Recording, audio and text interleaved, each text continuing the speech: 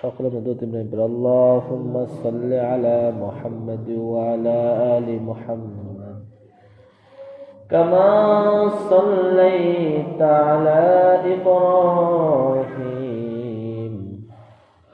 ওয়া আলা আলি ইব্রাহিম ইন্নাকা হামিদুম মাজিদ اللهم بارك على محمد وعلى آل محمد كما باركت على إبراهيم وعلى آل إبراهيم إنك حميد مجيد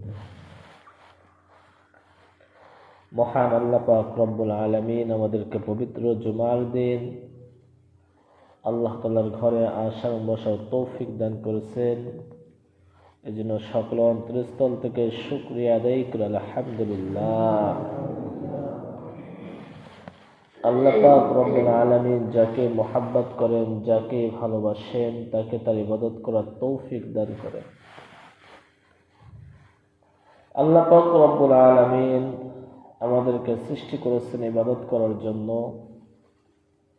আল্লাহ রাসূল সাল্লাল্লাহু আলাইহি ওয়াসাল্লাম, আল্লাহ পাক রব্বুল আলামিন রাসূলকে পাঠিয়েছেন স্মরণ করাই দেওয়ার জন্য। প্রত্যেক যুগে নবী রাসূলগণ এসেছেন। আল্লাহ রাসূল সাল্লাল্লাহু আলাইহি ওয়াসাল্লাম আসার পরে আর কোনো নবী আসবেন না। তিনি আলেমদেরকে ওয়ারাসাতুল আম্বিয়া বানিয়ে গিয়েছেন, যে আলেমরা আপনাদেরকে মনে করিয়ে দিবে। আল্লাহ পাক রব্বুল আলামিন বলেন ফাযাক্কির। আল্লাহ রাসূল সাল্লাল্লাহু আলাইহি ওয়াসাল্লাম আল্লাহ তাআলাকে বলেন যে আমি তো থাকবো না, আমার উম্মতদের কি অবস্থা হবে। জমি আনছেন, জিলাপি আনছেন, এখানে কিছু আনছেন, মিষ্টি আনছেন। আল্লাহ রাসূল সাল্লাল্লাহু আলাইহি ওয়াসাল্লাম বলেন যে আমার উম্মত তো ভুলে যাবে, তাদেরকে স্মরণ করায় দিতে হবে। আল্লাহ রাসূল সাল্লাল্লাহু আলাইহি ওয়াসাল্লাম ঠিকই চলে গেছেন,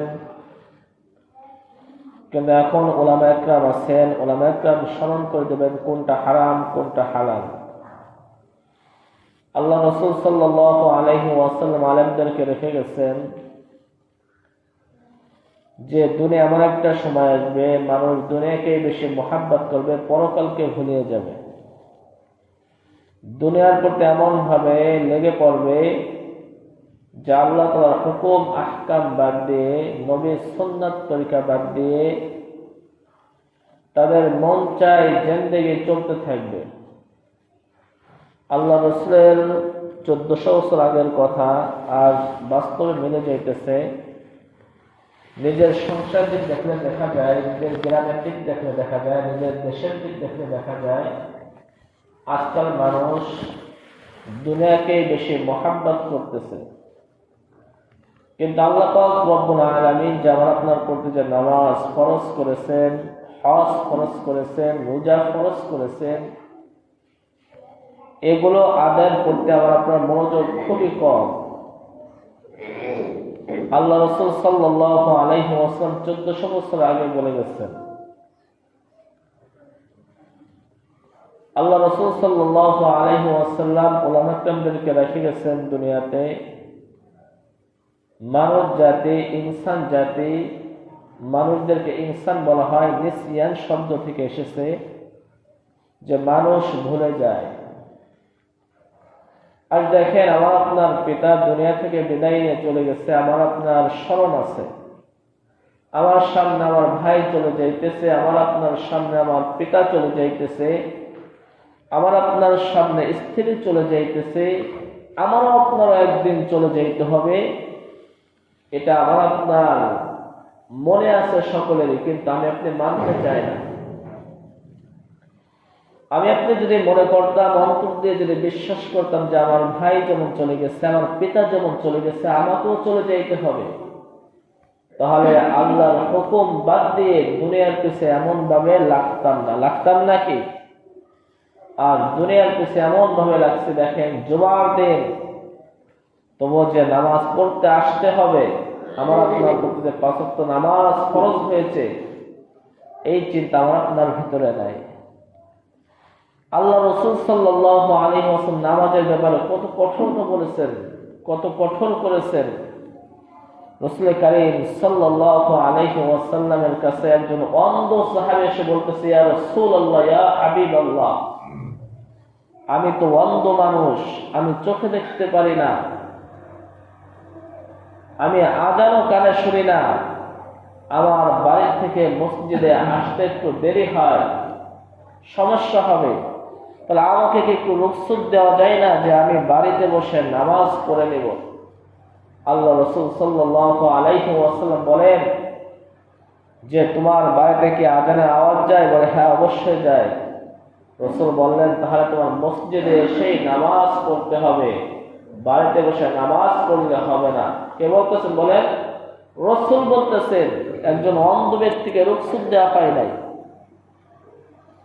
নামাজের কথা হলো হাদিসে কি এসেছেন, কোন ব্যক্তি যদি নামাজ কাজা পড়ে, কি পড়ে বলেন, সময় চলে গেছে, জোহরের ওয়াক্ত মতো নামাজ পড়তে পারে নাই, এই জোহরের নামাজটা আসরের টাইমে পড়ছে, তাহলে শাস্তি কি? রাসূল বলেন, রাসূল কারীম সাল্লাল্লাহু আলাইহি ওয়াসাল্লাম বলেন 2,88,00,000 বছর জাহান্নামের আগুনে পুড়তে হবে। নাউজুবিল্লাহ বলেন। তাহলে কাজা আদায় যদি করলে, আজ যে ব্যক্তিরা নামাজ পড়তেছে না তাদের অবস্থা কি হবে মনে করেন? আজ আমরা যারা নামাজ পড়তেছি না, দুনিয়ার পিছনে এমন ভাবে লেগেছি, দুনিয়া তো অনেকেই করতেছে, দুনিয়ার মহব্বত অনেকেই করতেছে, কয়জন এই দুনিয়া নিয়ে কবরে যাইতে পারছে? কেউ যাইতে পারছে নাকি? কেউ যাইতে পারে নাই। আমি আপনি যখন মারা যাব, আমার আপনার মনে হবে না যে আমি মারা গেছি। 3টা জিনিস আমার আপনার সর্বদা কাছের মনে হয়। আমি আপনি যখন মারা যাব, মালাকুল মউত আমার রূহটা নিয়ে চলে যাবেন, তখন দেখবো আমার বাড়ির লোকজন কান্নাকাটি করতেছে, ভাই ব্রাদার সকলেই কান্নাকাটি করতেছে। আমার কাছে মনে হবে যে না, আমি মারা যাই নাই, তারা তো আমার পাশেই আছে, আমি সমস্ত কিছু দেখতে পারবো। তখনও বিশ্বাস হবে না যে আমার মউত হয়ে গেছে। যখন আমাকে গোসল করাবে, তখন এর কাপড় পরাবে, তখন আমার মনে হবে না যে আমার চারিপাশ যত লোকজন ঘোরাফেরা করতেছে, মানুষজন আছে, আমার তবু কোনো চিন্তা নাই, ভয় নাই। যখন মসজিদের ঈদগাহ ময়দানে নেওয়া হবে, তখনও আমার আপনার মনে হবে না যে ইমাম সাহেব তো আমার সামনেই আছে, ইমাম সাহেবকে প্রত্যেকদিন আমি দেখতাম, সকালে দেখতাম, বিকেলে দেখতাম, সেই ইমাম সাহেব তো আমার সামনে দাঁড়িয়ে বয়ান করতেছে। আমার তো এখনো আমি একা না, আমার সাথে লোকজন আছে, আমি মারা যাই নাই। এইভাবে যখন জানাজার নামাজ শেষ হয়ে যাবে, যখন কবরে লাশটাকে রাখতে যাব, তখন আমার আপনার মনে হবে না যে আমি মারা গেছি, আমি এখনো সঙ্গে আছি, সকল আমার সাথে আছে।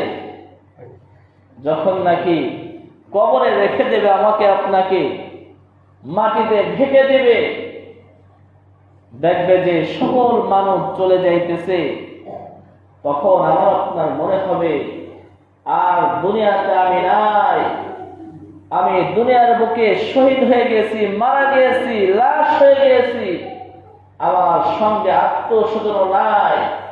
সকাল থেকে সন্ধ্যা পর্যন্ত যে পেঁয়াজ লাগিয়েছি, আলু উঠে বেড়েছি, যে টাকা পয়সা কামাই রোজগার করেছি, সমস্ত সম্পদ আমার বাড়ি আছে, আমার সন্তানরা ভাগ করা নিয়ে ব্যস্ত আছে, আজ তারা আমার কাছে থাকতেছে না। আমার জীবনটা একেবারে অনর্থক হয়ে গেল। যাদের জন্য এত কষ্ট করেছি তারা তো বাড়িতে ভালোই ঘোরাফেরা করতেছে, ভালোই খাবার খাইতেছে, কিন্তু হায় আফসোস, আমার কি হবে? আমার জীবনটাকে তো একেবারে শেষ করে দিয়েছি সংসারের পিছনে কাজ করার জন্য। এ মুসলমান, এই জন্য মালাকুল মউত আসার আগে আমার আপনার সতর্ক হইতে হবে। আজ আমি আপনি মনে করতেছি ইজতেমার ময়দানে যদি 3 দিন সময় লাগায়, চরমোনায় ওখানে যায় যদি 5 দিন সময় লাগায়, তাবলীগে যায় যদি 3 দিন সময় লাগায়, তাহলে আমার সংসার চালাবো কে? এটা আমার চিন্তা ফিকর হয়ে গেছে। আল্লাহর রাস্তায় সময় লাগাইতে চাই না। আমি যদি 5 ওয়াক্ত নামাজ জামাতের সাথে পড়ি, এই সময়টুকু যে আমি 5 টাকা 10 টাকা কামাই করতে পারবো, নামাজ যদি পড়তে যাই তাহলে আমি 10 টাকা কামাই করতে পারবো না। এটা আপনার মনের ভুল। আল্লাহ পাক রব্বুল আলামিন যেটা আপনার রিজিকে রেখেছেন, সেটা আপনি যেখানে থাকুন না কেন আপনার কাছে এসে পৌঁছে যাবে, ঠিক কিনা বলেন? এই জন্য আগে নামাজ, আগে রোজা, আগে হজ, আগে যাকাত, আগে সুন্নাত তরিকা, রাসূলের সুন্নাত তরিকা মানতে হবে। আর দেখেন যে সমস্ত সংসারে নবীর সুন্নাত নাই, আল্লাহর হুকুম আহকাম নাই, যতই টাকা পয়সা থাকুক না কেন সংসারে জঞ্জাল লেগেই আছে, সংসারে অশান্তি লেগেই আছে। আপনাদের ভিতরে একটু প্রশ্ন করুন, যারা কি নবীর সুন্নাত তরিকা অনুযায়ী চলতেছে কিনা, আল্লাহর হুকুম আহকাম অনুযায়ী চলতেছে কিনা? আজ আমি আপনি অনেকে বলা বলি করে আমার সন্তান আমার কথা শুনতেছে না, আমার সন্তান আমাকে কামাই করে খাওয়াইতেছে না। আরে ভাইয়া, নিজেকে একটু প্রশ্ন করো না যে আমি কি আল্লাহর হুকুম মানতেছি কিনা? আল্লাহ তাআলা যে আমাকে সৃষ্টি করেছেন, আল্লাহ তাআলা যে আমার উপর 5 ওয়াক্ত নামাজ ফরজ করেছেন, সন্তানদেরকে দিনের শিক্ষা দেওয়ার কথা বলেছেন, আমি কতটুকু আমার আল্লাহর কথা শুনেছি, আমি কতটুকু রাসূলের কথা শুনেছি? একটু নিজেকে প্রশ্ন করে না।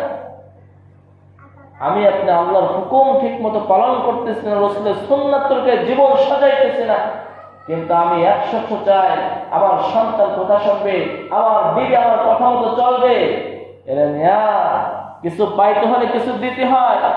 আপনি আল্লাহর হুকুম আহকাম মানেন, আল্লাহ পাক রব্বুল আলামিন আপনাকে সকলের প্রতি মুহাব্বত সৃষ্টি করলেন। সুবহানাল্লাহ। আপনি যখন আল্লাহকে মুহাব্বত করবেন, তখন আপনি আল্লাহর কাছে মুহাব্বত পাত্র হয়ে যাবেন।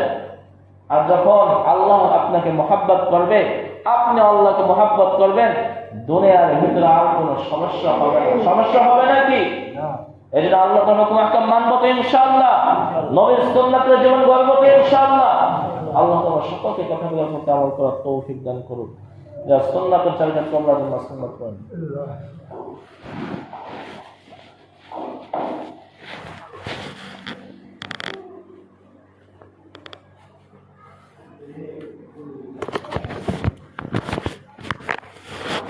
Allah.